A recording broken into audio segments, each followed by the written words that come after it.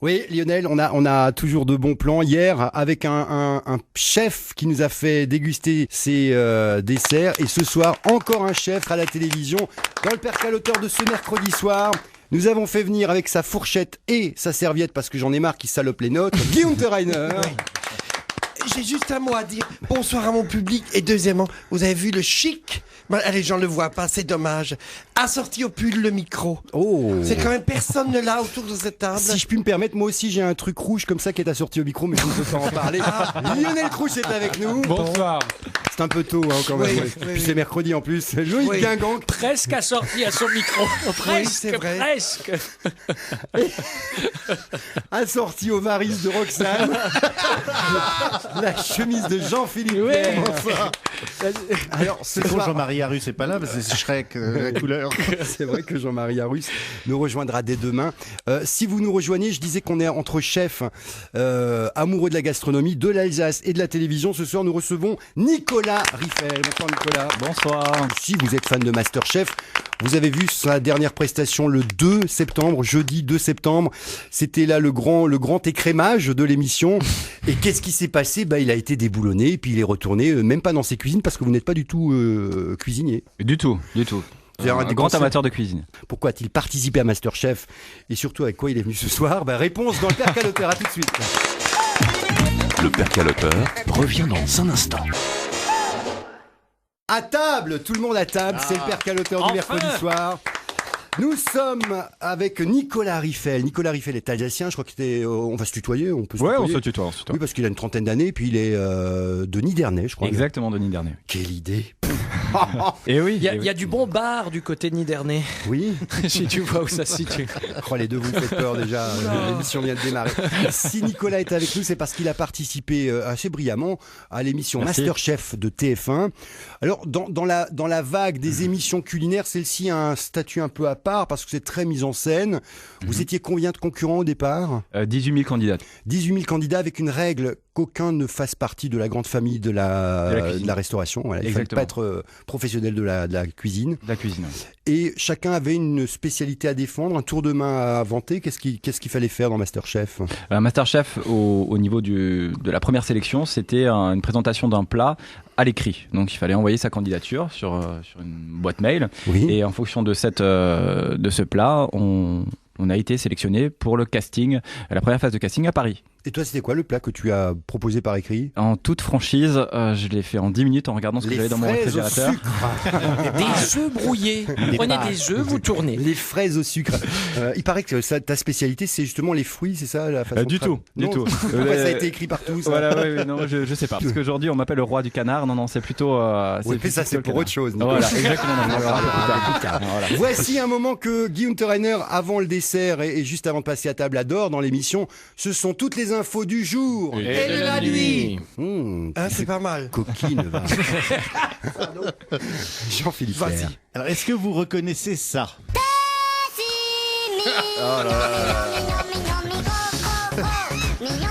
Ça pour couvrir une soirée, hein. C'est en fin de soirée. ça. C'est bon. Alors, il s'agit de René Lataupe. C'est aussi le surnom d'Éric Woerth. Oui, Éric Woerth, c'est René Lataupe. Une fois qu'on l'a, on n'arrive pas à s'en débarrasser. Entendu Laurent Blanc, le sélectionneur de l'équipe de France de football, à propos de la Bosnie, je cite, je jure que c'est vrai, c'est une nation qui a beaucoup souffert. Pas autant oui. que nos oreilles quand ils parlent français. Et alors, est-ce que vous avez vu cette photo à droite sur votre transistor parue, c'est de l'intérieur de Liliane Bettencourt, sa maison dans le magazine Capital et révélée par le petit journal de Canal+. On y voit Lady Gaga, alors très bourgeoise de Neuilly, normal, qui pose devant une bibliothèque de livres dont on ne sait pas s'ils ont été lus, devant une table où on aperçoit négligemment posée, regardez là, Ah, quand même, oui.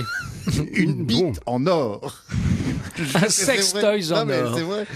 Non, ça doit être un canular de ce farceur d'Éric Woerth qui a dû lui expliquer que c'était un presse-papier. En tout cas, ce qui est sûr, c'est que chez L'Oréal, on se fait des couilles en or et le reste aussi. Sinon, l'ambassade d'Inde et la ville de Strasbourg ne sont pas tombés d'accord sur l'emplacement d'une statue de Gandhi offerte par l'Union indienne. Ils avaient peur du Gandhi raton. Oh, elle est bonne. Jean-Philippe Pierre. Bon. Restez quand même, ce soir on va découvrir les vrais talents d'un jeune Alsacien qui a choisi, on ne sait pas pourquoi, il nous le dira, de participer à l'émission Masterchef, alors qu'il n'avait pas besoin de ça pour nous prouver qu'il était bon cuisinier. La preuve, il s'était destiné au métier dit de bouche, et pas de la bouche, ça c'est quand même autre chose. Madame Claude, si vous nous entendez. En 2001, à Ilkirch, tu as eu ton CAP de sommelier, c'est ça? Pour débuter, 1997, donc CAP BEP dans la restauration. Oui. En 2000, le bac professionnel. Et en 2001, la mention complémentaire sommellerie. Et une fois qu'il avait tout ça en poche, l'espèce de fou furieux qui est là, il a complètement changé d'orientation. Il a fait autre chose. Ah oui, il avait tout bu. À quoi oui, continuer voilà. quand t'as tout bu? C'était ça. Pourquoi a-t-il changé d'orientation et pourquoi est-il revenu en cuisine et de préférence à la télévision? Réponse avec Nicolas Riffel, notre invité, dans un instant. Ça se passe comme cela toutes les semaines sur France Bleu Alsace. Oui, alors c'est pas parce qu'on sait faire un peu de cuisine qu'on fait forcément une émission à la télévision, mais lui avait choisi cette voie-là. Je dis il avait parce qu'il a été déboulonné le 2 septembre dernier, jeudi 2 septembre. Nicolas Riffel, Alsacien de Nidernais, a quitté l'aventure de Masterchef. L'enjeu, c'est quoi? C'est très théâtralisé comme émission. Exactement. Bon, là, on est sur TF1. Moi, je connaissais l'émission Masterchef en Australie, donc qui est un peu plus dynamite, on va dire. Oui. Là, on rentre vraiment dans la scénarisation aussi. Les amoureux de la cuisine ont leur place dans Masterchef, clairement, puisque c'est vraiment une compétition entre guillemets où chacun peut se surpasser, faire des épreuves de taré, vraiment s'éclater, et avec un jury de professionnels. L'objectif, c'est ça, c'est vraiment d'avoir des pros. Enfin, surtout des mecs qui mettent la pression pour voir lequel va craquer en premier. Moi, exactement, mais c'est bien aussi. C'est bien aussi. Je veux dire, l'objectif, on n'est pas là pour apprendre à Masterchef. On est là pour montrer ce qu'on a dans le bide. On est là pour montrer de quoi on est amoureux, ce qu'on sait faire. Clairement, Masterchef, c'est l'émission qui peut effectivement radicalement changer notre vie, parce que si on gagne, c'est quand même 100 000 patates pour débuter et lancer son restaurant. Mais si on veut pas, parce que vous voulez lancer un restaurant, Nicolas, vous avez quitté... Moi, mon projet était clairement de lancer un système de franchise aux États-Unis, donc avec des Flamerkeurs et la gastronomie alsacienne. Ouh, bah dis donc, vous avez bien fait de venir, parce qu'on va vous parler de 2-3 trucs tout à l'heure, ça va vous intéresser. Génial. Nicolas Riffel, votre spécialité, c'est plutôt le sucré ou le salé en cuisine? Je vois venir. Non, pas du tout. Oh non, c'est pas le genre de la maison. Non, c'est plutôt le salé pour moi. Plutôt le salé. Ouais. Bon. Quelqu'un l'a vu à la télévision autour de la table? Vous avez aussi tous votre 9 box qu'a lâché ou qu'est-ce qui s'est passé? Absolument pas, j'ai regardé la semaine dernière. Très bien. Et ce qui m'a vraiment choqué, c'est la méchanceté du. Et il est terrible, comment il s'appelle le jus? Les lunettes. De Morand. Horrible. Non, enfin, il est payé pour ça. Il est payé pour ça un petit peu. C'est un peu le Laurence Boccolini de Masterchef, quoi. C'est le gars qui est là pour déstabiliser. Ouais. C'est un peu la Gordon Ramsay, si vous voyez un petit peu. Mais lui, il jette des couteaux. Voilà, mais lui est chef cuisinier. Oui, c'est vrai. Oui, c'est ça. De Morand, lui, il critique gastronomique. Il a le rôle clairement du client qui va goûter notre plat. Donc avec cette critique-là, on l'accepte ou pas. Le gars, il surjoue aussi un petit peu son rôle. Comme dirait Guy Unterreiner, il se la pète un peu au laser quand même. C'est chic comme expression. Oui, c'est très chic. Moi, j'aime beaucoup cette expression. Alors justement, je l'ai vu l'autre jour au Grand Journal. Avec son frère. Et il expliquait que non, justement, que tout était très naturel. Il va pas venir en disant oui. Les gens qui pleurent, c'est normal. Bah oui, si apparemment on vous pousse à bout, c'est normal. Oui, enfin, ce qu'il faut savoir, ce qu'on voit à la télé, le téléspectateur se dit bon bah voilà, il va couper un oignon, après ils sont tranquilles, ils ont une quiche à faire. Non, c'est pas du tout comme ça. On est de 6h30, on est réveillé, à 8h sur le plateau, et quand on rentre se coucher, il est 2h du mat. Bah nous pareil, Mais avec une pression de fou et avec des vous épreuves. Vous êtes pas parti. Physiquement, vous l'avez dit, c'était aussi prenant. Le tournage a duré combien de temps? 12 jours. 12 jours. Et vous êtes sorti du jeu, vous, hein? Je suis sorti à la fin, Je suis sorti à la fin. Est-ce qu'on peut parler rapidement, apparemment, c'est le plat sur lequel vous avez dérapé, si j'ose dire. C'est ça, non, on va pas dire déraper. Non, mais si, puisque vous avez été éliminé. Repose ce point américain. Mais moi, je trouve ça intéressant. Il y a une chose qui me paraît bizarre, mais ça, il faudra peut-être en parler. Donc, tartare de bœuf anchois et capre avec poêlée d'écrevisse à la vanille. Moi, c'est la vanille qui me ferait tiquer un peu, parce que sinon, le mélange poisson viande, c'est tout ça. Ah, donc là, vous parlez de la boîte mystère, en fait. C'était une épreuve de boîte mystère. Donc, c'est-à-dire qu'on avait une dizaine d'ingrédients. Tous les ingrédients étaient obligatoires. Ah d'accord. Non, mais même le mélange pour moi. Nicolas, nous on a eu lundi un fou furieux, Pascal Blenner, qui a eu un peu la même idée. Lui, il avait 30 ingrédients à mettre dans un cocktail de fruits. Non seulement il y est parvenu, mais c'était très buvable. C'est Atlantis Juice. On se retrouve avec Nicolas Riffel. Je sais pas s'il faut le présenter comme cuisinier. En tout cas, candidat gastronome de l'émission Masterchef. On se retrouve après 17h pour parler justement de ce que vous aimez préparer pour vous. Ok. Le percaloteur revient dans un instant. Il y a Guy Unterreiner ce soir. Oui, il est là. Il est là. Il est là. On arrête tout, il arrive. Il arrive. Il est déjà là. Bon, quel est ton plat préféré, toi, Guillaume? Oula, j'en ai beaucoup. Bon, Tout, tant qu'il attends. est invité. Oui.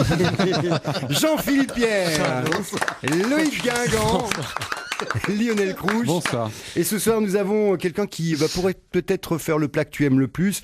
Nicolas Riffel, il est alsacien, Bonsoir. il vient de Nidernais, il a une trentaine d'années.